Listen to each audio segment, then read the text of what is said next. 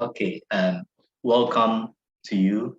I welcome you all to today's lesson. Thank you for joining me. Um, Even as we have our first lesson on the dimension of this channel that I have labeled Wiseborn Psych. So with this dimension of the channel, we'll be looking at certain key things when it comes to understanding human behavior.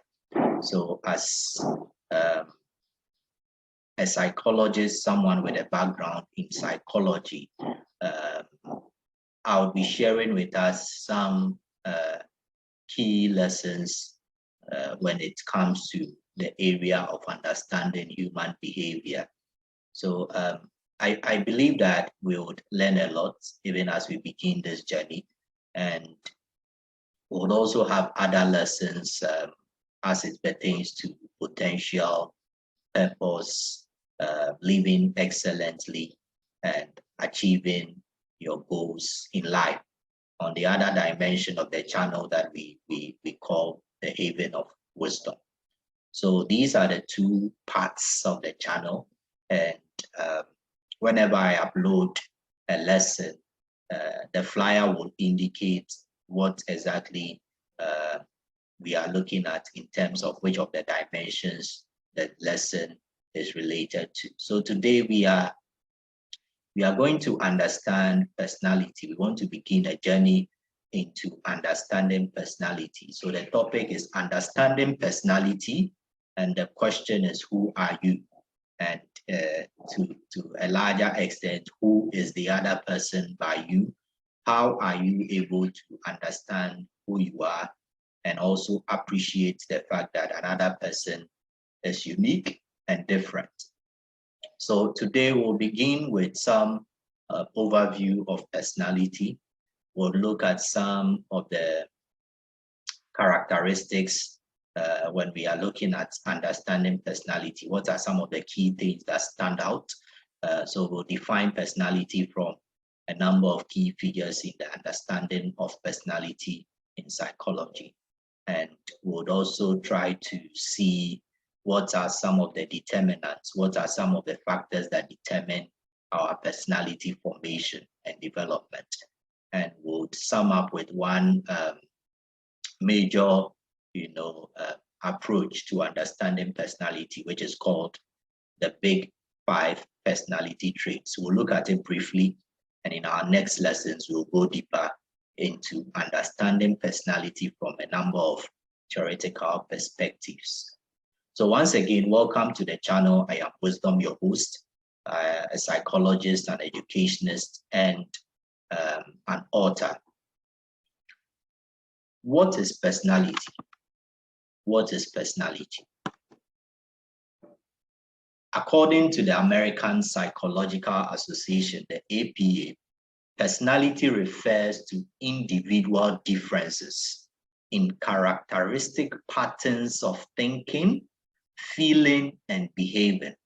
So this is a very simple definition that is given to us by the APA, which tells us that if we are looking at personality, if you want to understand what personality is, we are looking at differences when it comes to each person, each individual, the differences in how we think, how we feel, and how we behave. So the patterns of our thoughts, the patterns of our feelings, and the patterns of our behavior, the differences in each person's thought patterns, feelings, and behavior would determine or would describe the person's personality.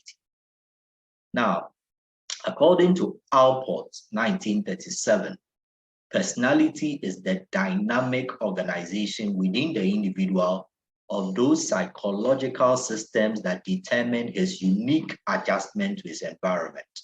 So I highlight the key item in this definition.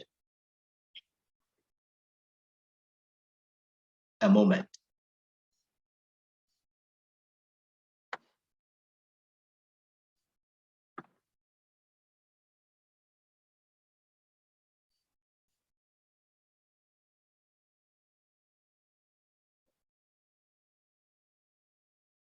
Okay. So Alport says that when we talk about personality, we are looking at a certain way of organizing the individual psychological systems, meaning the mental processes that happen, the things relating to the person's mental state, how the processes therein determine how this individual is able to adjust to his environment. And one key thing about our behavior as people, as human beings, is that our behavior is shaped by nature and nurture. Nature referring to our biological makeup, the things that make us up naturally biologically. So the biological components, which would include our brain and our brain structures and neural connections, so the nervous system and activities in the nervous system, which determine the communication between our brain and other organs in our system. These biological processes, these neurological processes, influence how we behave.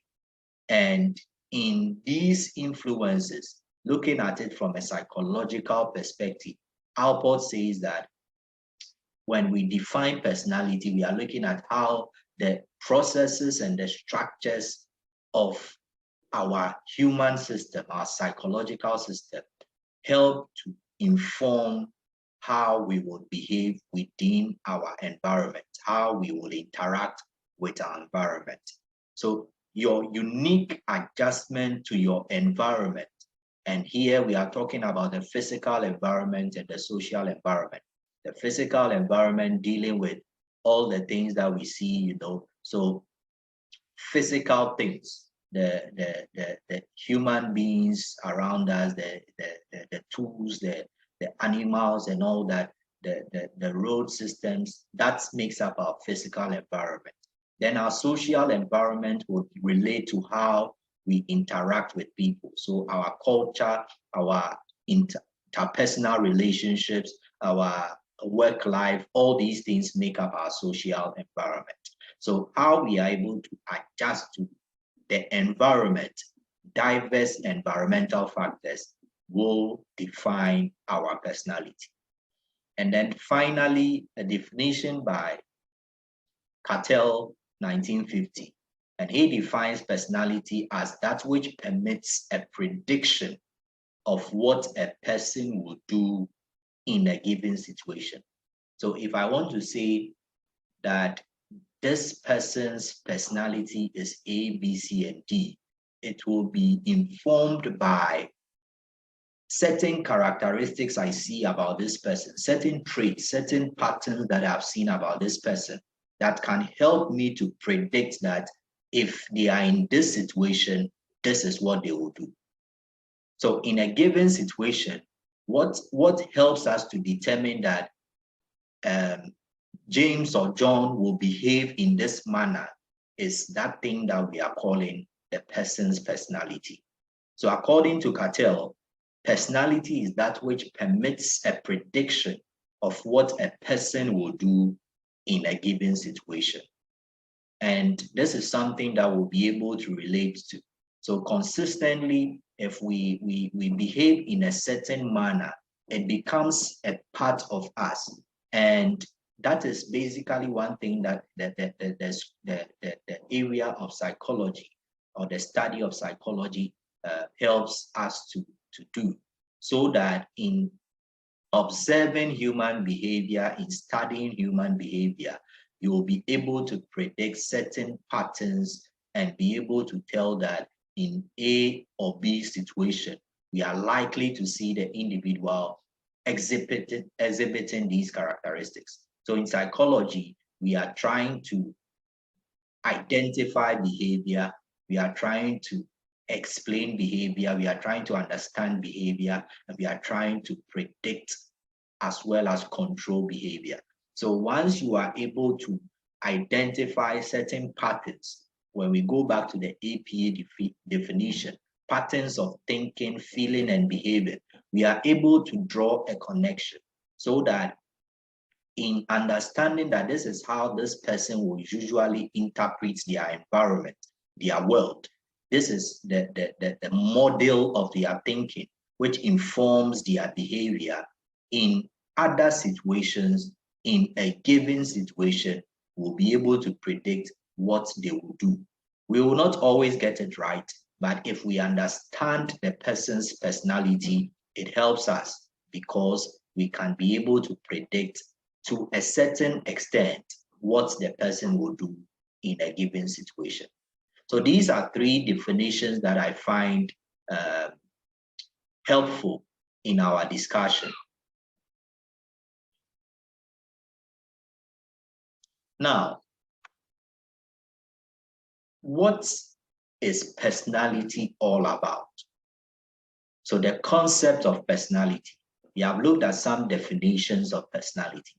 What is personality all about? Now, the term personality is derived from a certain Latin word called persona.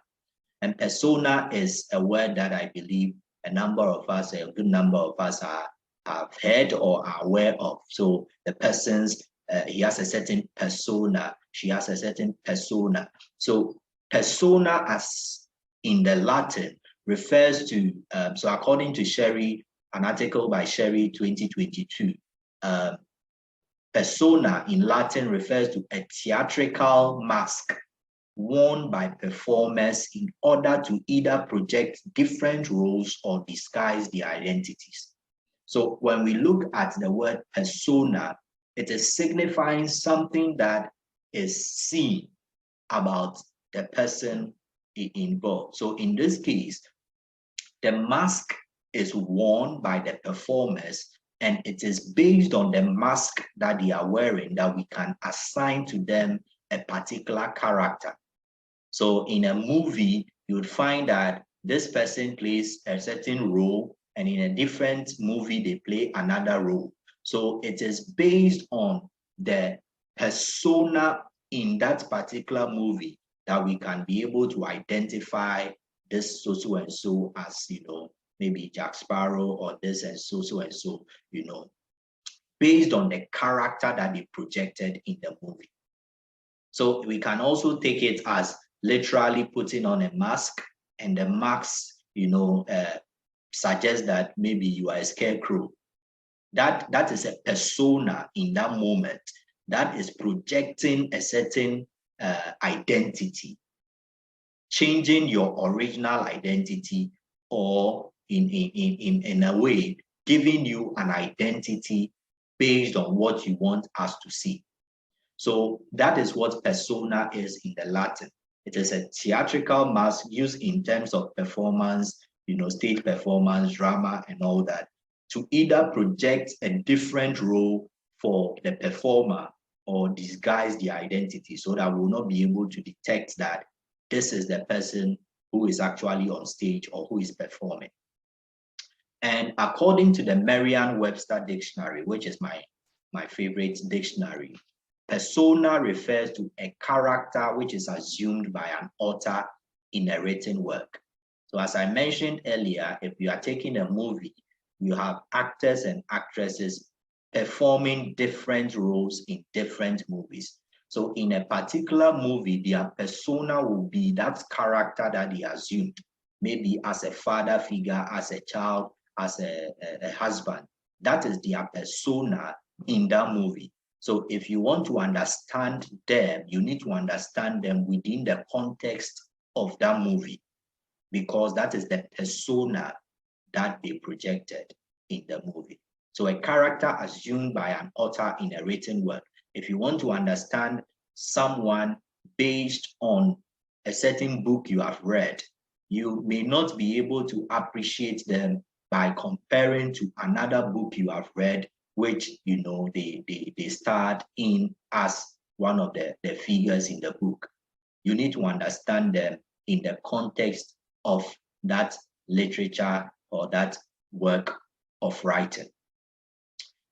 The second definition by the Merriam-Webster dictionary is that persona refers to an individual's social facade or front that, especially in the analytical psychology of Carl Gustav, Carl Jung, reflects the role in life the individual is playing. So that also takes us back to understanding the person based on what situation they are in. So from the definition we got from Cattell, a prediction of what a person will do in a given situation. So if we want to understand persona, we are looking at it as a reflection of the role an individual is playing. So if somebody is, let's say somebody is the leader of a group, the personality that they project may be different when they find themselves in another role as a follower. So the identity of the person, the persona of the person, reflects the role in life that they are playing in particular instances. And there's a certain consistency in the kind of projection they make that we can be able to identify them with the role that they are playing at that particular time. And finally, the personality that a person, such as an actor or politician, projects in public. So sometimes persona would also be referring to, as we have mentioned earlier, how a person projects themselves in public.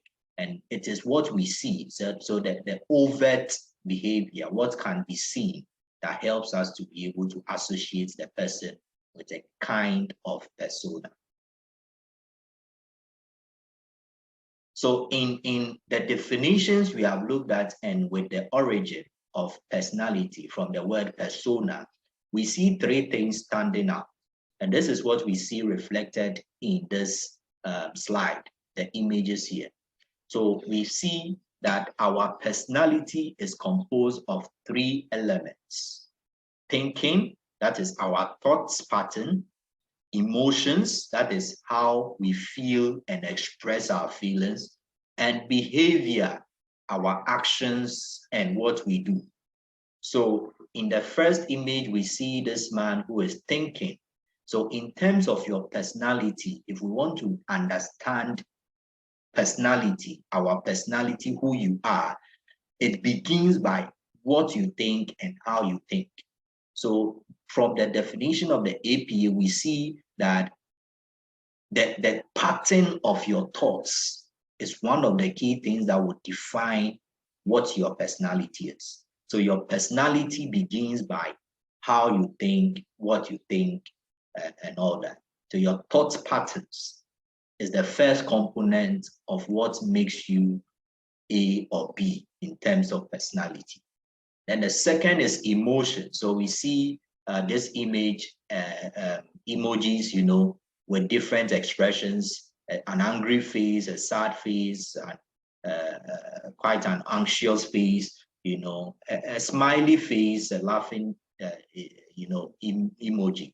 So it's on a continuum, whether you are low on mood or high on mood. So our emotions, anger, sadness, happiness, joy, those emotions that we express, those emotions that we feel, are part of what makes our personality. And then finally, behavior, which is the final destination of what our thoughts and feelings are doing. So at the end of the day, the actions that we take, the ones that can be seen and the ones that cannot be seen. So in terms of the thinking, that will almost be comparable to the behavior that we call covert behavior. So we cannot see it, it's covered. And it's part of what is informing what you are doing. So sometimes we may not be able to see that, but we'll see the thoughts and the feelings that you are having in the actions that you are taking, so that we can now say that this is good behavior, this is bad behavior, and all that. So these are the three elements that make up personality: our thoughts, our thinking pattern, our emotions, how we express and feel, emotions, and the last one is our behavior. And these are 4 points that will sum what the concept of personality is talking about. Personality, first of all, is the sum total of who you are as an individual. So if we go through these series of lessons, one thing you would notice is that whatever you identify as personality, your personality will be a sum total of who you are as an individual. It marks you out and makes you unique. And all the things that, connect the dots to make you so and so will be your personality. So the sum total of who you are is your personality. And personality details all the unique traits and tendencies that you possess that makes you different from another individual. So all the unique traits, all the tendencies, all the actions, that makes you different from another individual is what would determine or what would reflect your personality. 3, your personality is revealed by your patterns of thinking, patterns of emotional expression, and patterns of behavior or actions. And this is to tell us that it is not just temporal, expressions of thought, emotion, and actions that makes your personality. These thought patterns, these emotional expressions and actions are enduring. They are not temporal. So there are certain patterns that have become recognizable when it comes to you over time.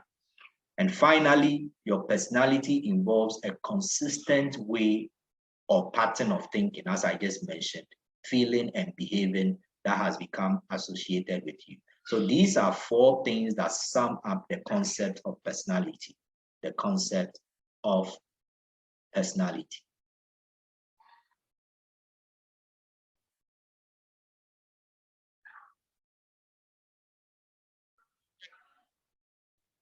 Okay.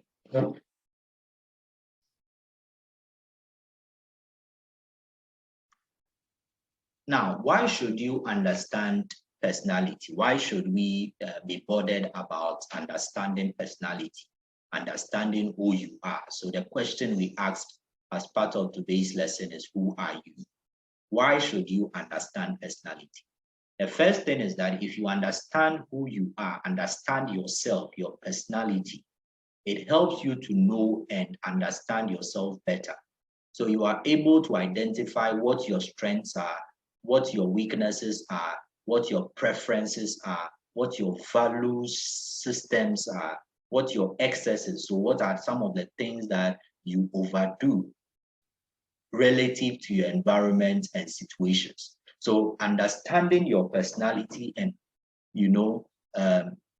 in that case, understanding personality as a whole helps you to understand yourself better, to know yourself better. And once you know yourself better, it helps in your reactions and interactions with your environment. As one of the definitions we looked at earlier tells us, how you are able to adjust to your environment is informed by personality. And so if you understand yourself and know yourself better, your strengths, weaknesses, preferences, values, and all that, it helps you to be able to adjust to your environment, knowing yourself.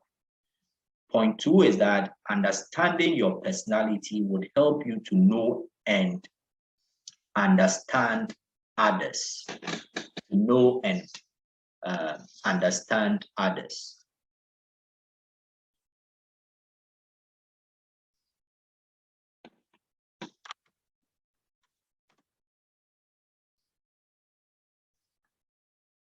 Okay, so it helps you to know and understand others. So aside helping you to know and understand yourself, having an understanding of the concept of personality and what it entails would help you to know and understand others, i.e., helping you to acknowledge their strengths, their weaknesses, their preferences, their values and excesses. The same way you are able to understand yourself and would want others to be able to cooperate with you and work with you and live with you. understanding the personality of others too will mean that you'll be able to acknowledge and appreciate their strengths, their weaknesses, their preferences, their value systems, and the things that inform their actions. That is very necessary as social beings for us to be able to live with each other. The third point is that understanding personality, the reason why you should understand personality is that it helps you to avoid conflict as you learn to appreciate and tolerate individual differences. Each person is coming from different backgrounds, and as we'll see later on, personality is informed by many factors, including one's culture, one's family, and other biological factors and all. So if you understand personality and what informs the formation of personality, it will help you to avoid a lot of conflict, a lot of problems in your relationships and interaction with people, because you will learn to appreciate people the more and tolerate the differences that there are. Then the fourth one is that understanding your personality and the personality of others helps you to make right choices or decisions in life. So concerning your education, your career, your relationships, who to marry, whether to go into business, whether to live a particular environment and all that, understanding your personality, understanding the personality of the other person or other people will ensure that you make the right choices and decisions, because you know your strengths, you know yourself, you know your values, you know what makes you unique, and therefore it's able to help you to determine where you fit better and what are the things that will ensure that you progress in a successful manner. Okay.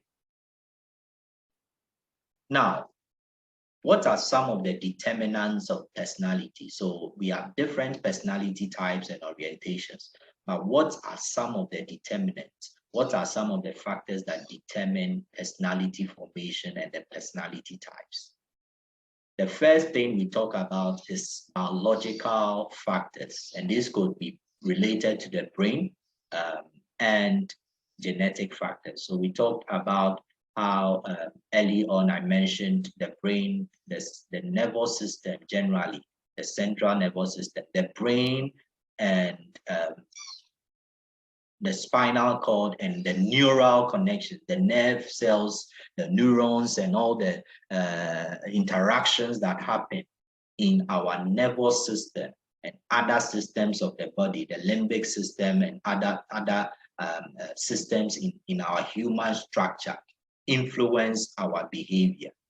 And one of the key areas of our brain, the lobes of the brain, which we call the frontal lobe, is a very key part of the brain that determines personality formation, because it is that part of our brain which we are calling the frontal lobe that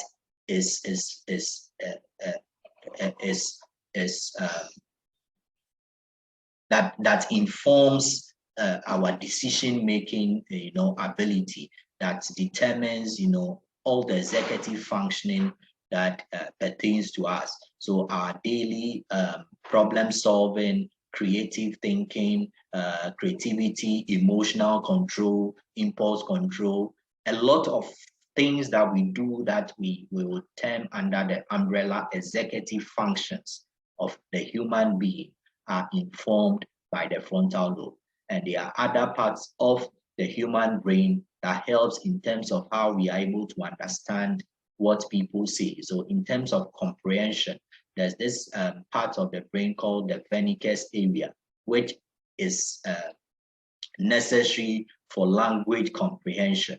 And speech formation is aided by a part of the brain that we call the Broca's area. So there are other areas of the brain, neural connections, that help to determine how we behave, and that generally informs our personality type. So usually what you would see on the outside could be related to certain internal processes biologically that you have no idea about. And therefore, if you have this understanding, you will be able to appreciate certain differences that we see in people. There are some people that are very slow in terms of learning.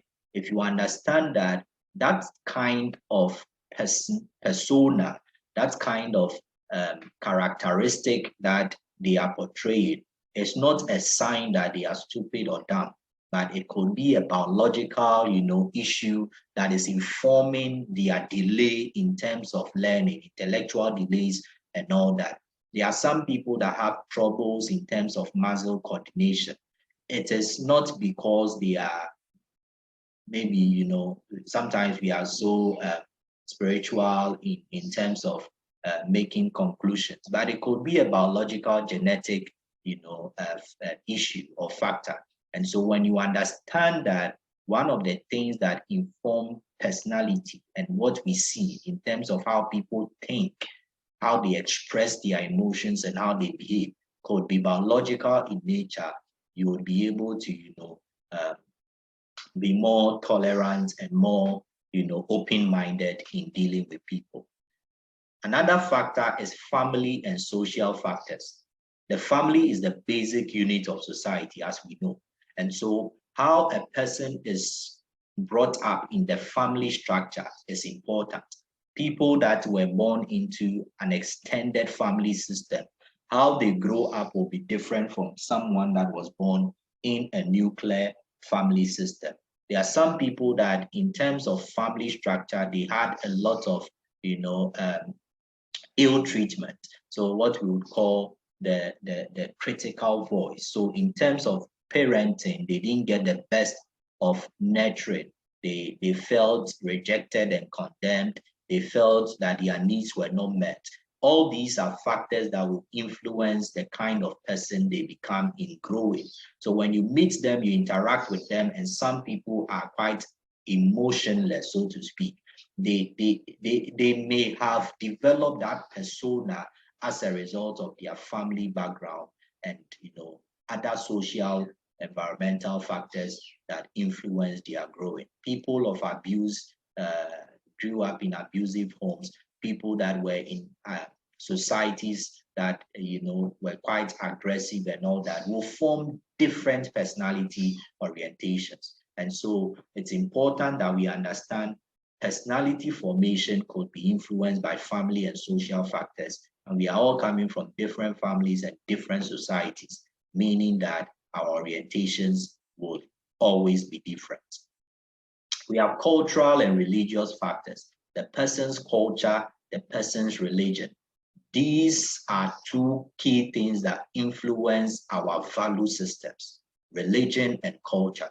And so if somebody is a Christian, their religious underpinnings, their faith, the teachings that they receive will inform how they think about life and how they would express some key emotions of life and how they will behave generally.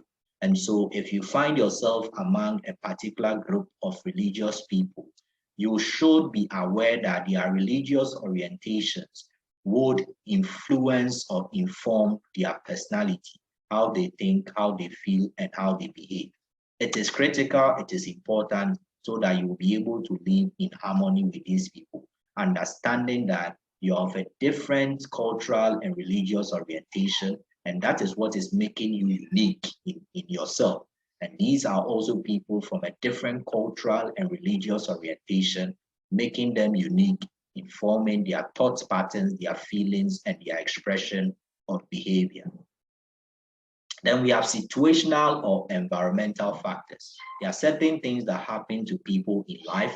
Some people may be involved in an accident. Some people may be involved in a very traumatic experience, and that changes their life forever. And the person may have been, of a certain kind of social personality, but later on, due to that traumatic experience or disappointment in life, they may become very withdrawn, showing a lot of signs of anxiety and fear, low self-esteem dropping in. The person's personality, the person's persona would have changed because of a situation or an environmental factor. This is one of the key things that inform people's personality. And therefore, when we come into contact with people, we are not quick to judge because we do not know certain situations, certain events that may have occurred in their lives that may be informing how they behave, which may be quite insensitive or irrational to us, or whatever way we would want to look at it. Then finally, we have physical characteristics. This relates to the person's color. Sometimes the person's skin color in a society where you have people that are fair-skinned, you may sometimes hear that fair people are all-knowing and quite proud and all that. So skin color could be a certain determinant of how people behave and how people express themselves in terms of the projection that we see on the outside. So the person's height, the person's weight, all of these things are physical characteristics that could shape the person's personality. Some people have low self-esteem. Some people are so conscious of themselves, as in they feel they are not good enough or fit for purpose because of their body, image, because of their weight, and how people make negative comments about them.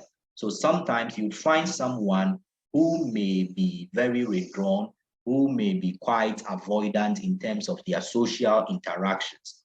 And this could be because of a certain issue they have with their body image.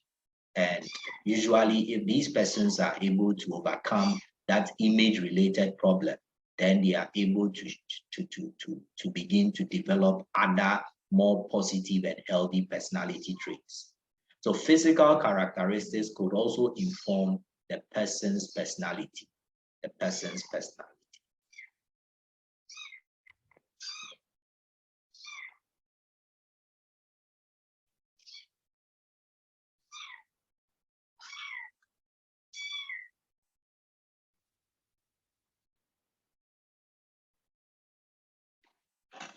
Okay, sorry, I had to attend to something. So this takes us to what we'll be ending today's lesson on. I'll not be going so deep into the big five, but in trying to understand personality, a number of theorists, over the years have tried to group personality. And one of the major personality dimensions that we have is what is called the big five personality traits, the big five personality traits. And this a summary diagram from slidemodel.com, which gives us the 5 dimensions of this personality perspective. And it looks at personality as 5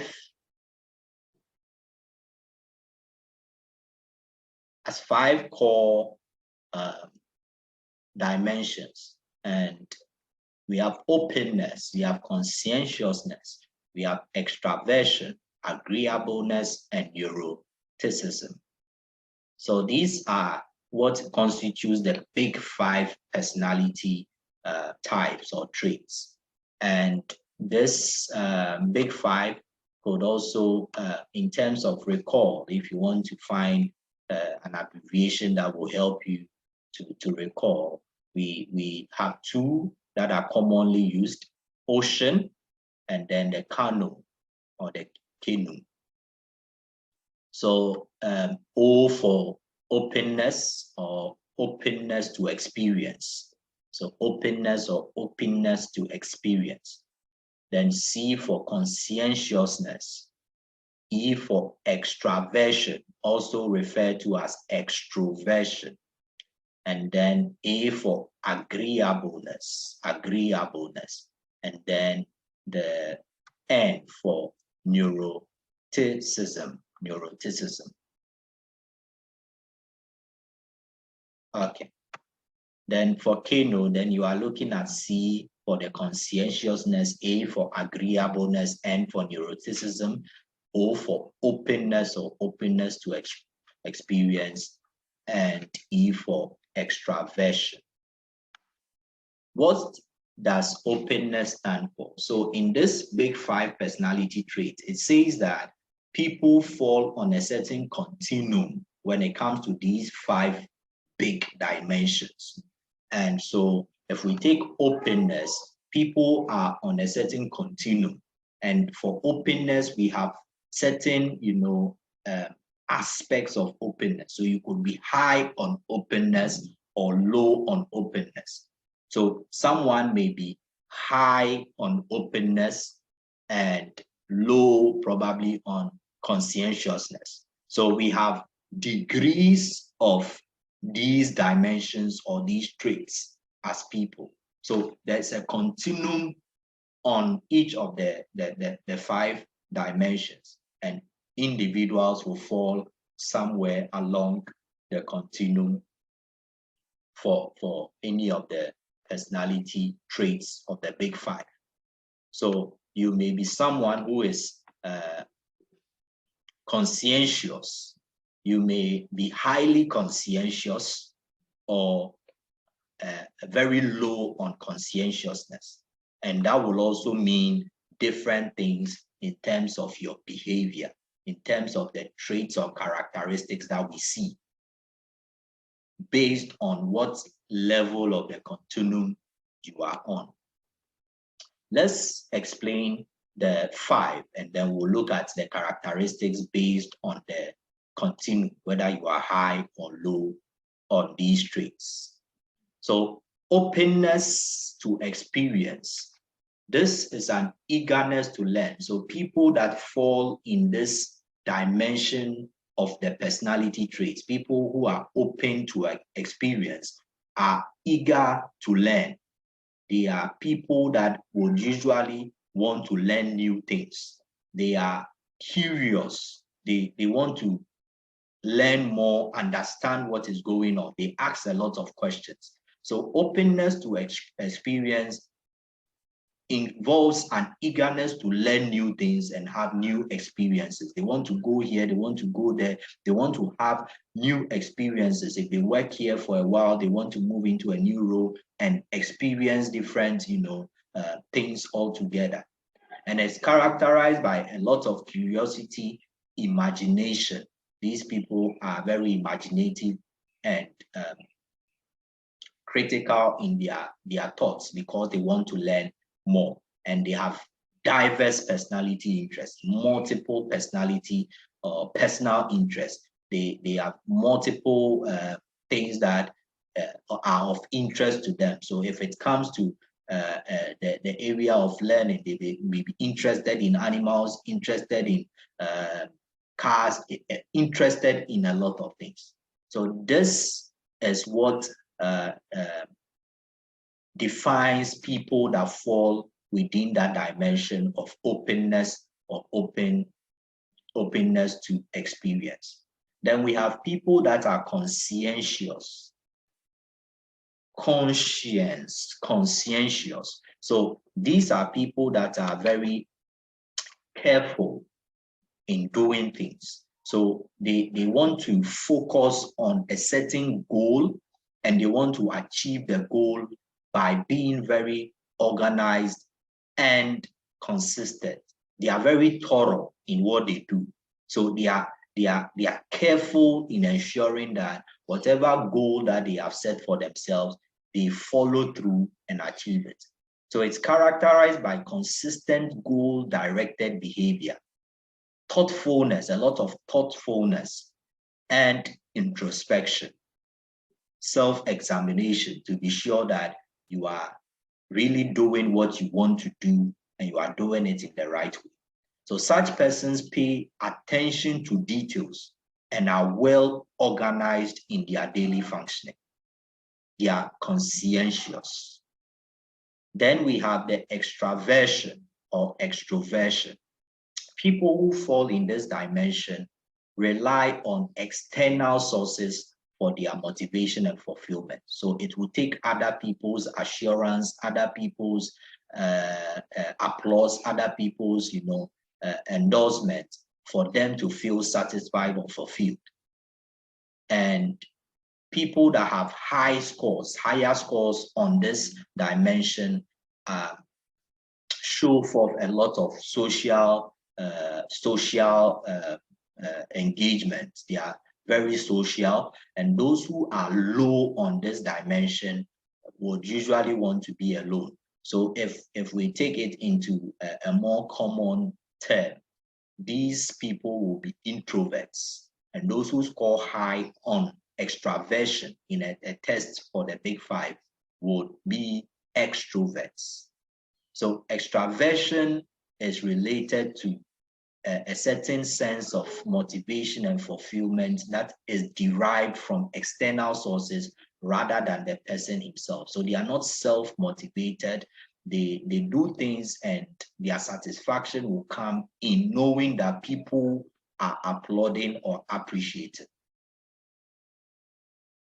Then we have agreeableness. Such persons or individuals tend to prioritize the needs and interests of others. So we can say that these people are altruistic in nature. They are looking out for the interest of other people before theirs. They are more interested in fulfilling or ensuring that other people are okay. They prioritize the needs and interests of other people above their own. So they show a lot of empathy and sympathy. They show a lot of warmth. They show a lot of welcoming spirit, cooperation, and helping other people. This is what is key about the dimension of agreeableness.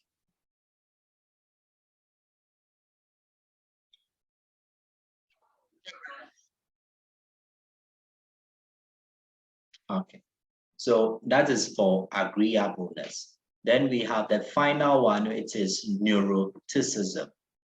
Neuroticism is characterized by high and unstable emotionality. So people that fall in this dimension of the Big Five, they are very emotional.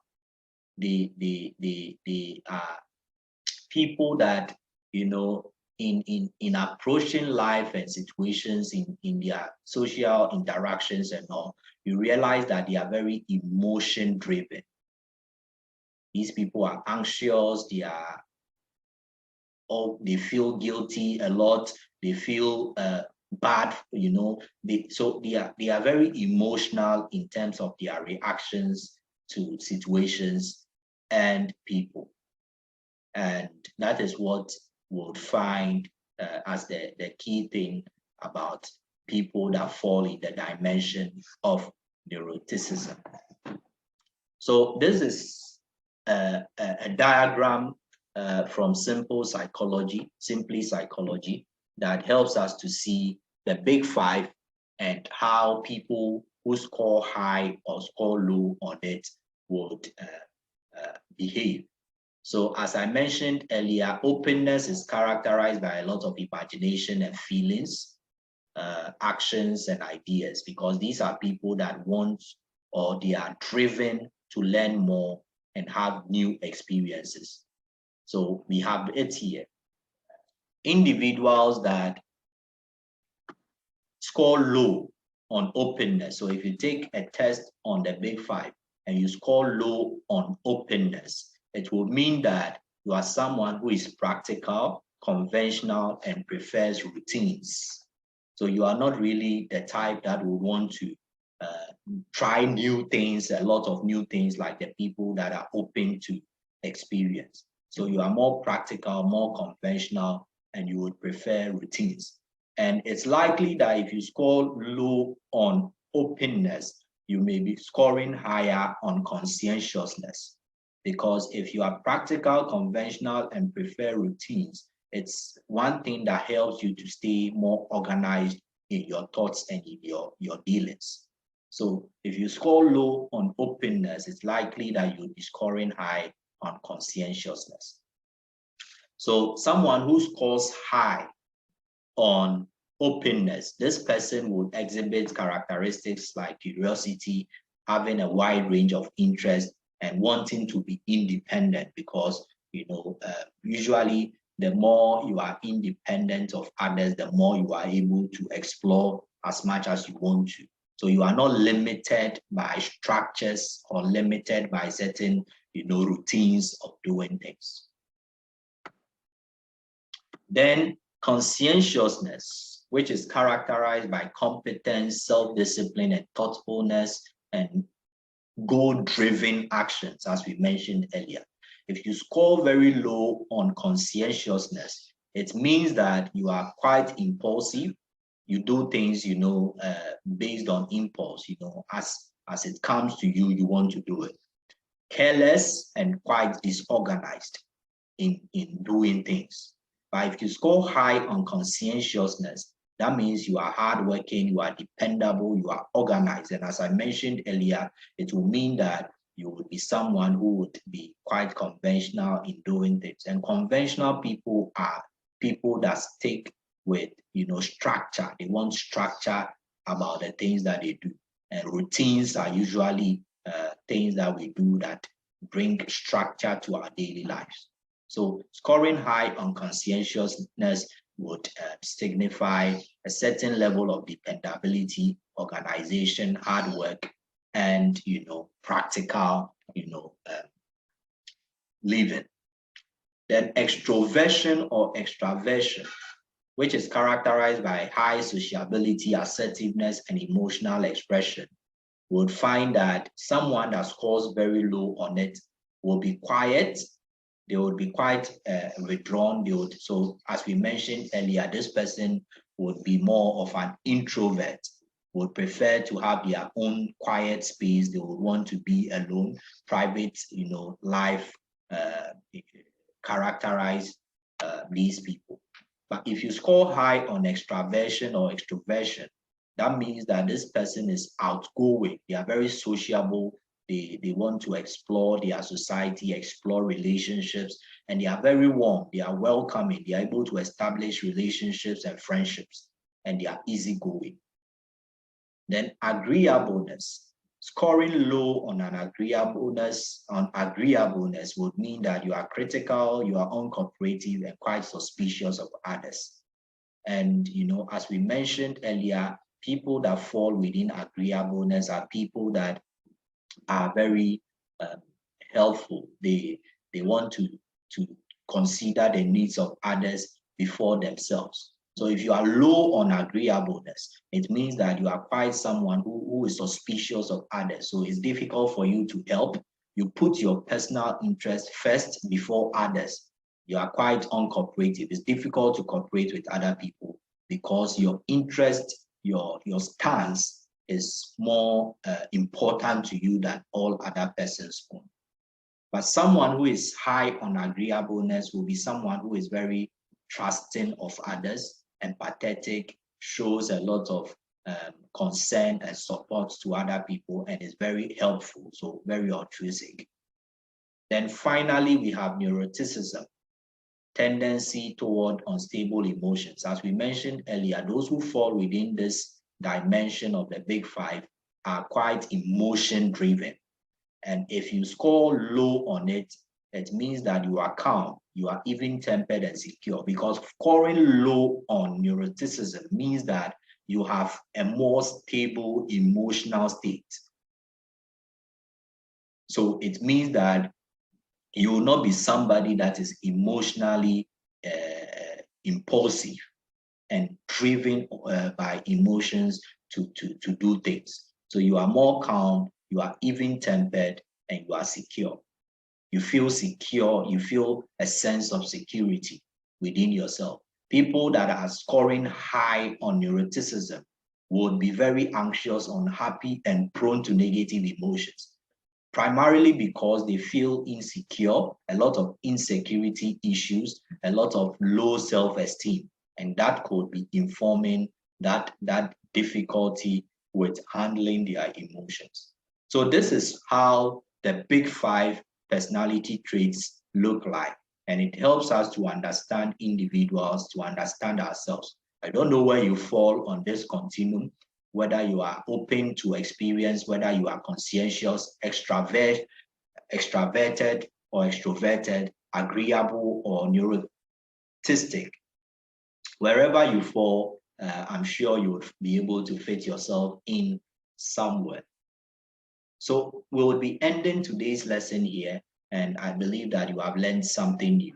In summary, we have been speaking about personality, and we have spoken about the definition of personality. We have looked at the concept of personality from the Latin word persona and what it means in helping us to understand what personality is and who you are. We have looked at why you should understand personality. Why is it necessary that we should consider the subject of personality, and why should you understand personality, your personality and other people's personality? And we have looked at the determinants of personality or personality types. And we ended with the big 5 personality traits, a brief overview of the big 5 personality traits, what each of them stand for, and what it means if you are scoring high or scoring low on these 5 dimensions. Thank you so much for making time to join today's lesson. As I mentioned, this is the first lesson in a number of lessons we'll be doing in regard to the psychology of understanding human beings and human behavior. And we begin with personality. We'll talk about a little bit more on personality in our next lesson. We'll look at some theories that will help us to understand our personality better. Hopefully this Sunday we'll have another lesson on the other side of this channel, which is the Haven of Wisdom. If you are yet to watch what we uploaded last week, which was on the theme an alternative that works, solution-oriented thinking, I would encourage you to listen to it, even as you also share the videos we upload. Thank you so much and have a good time.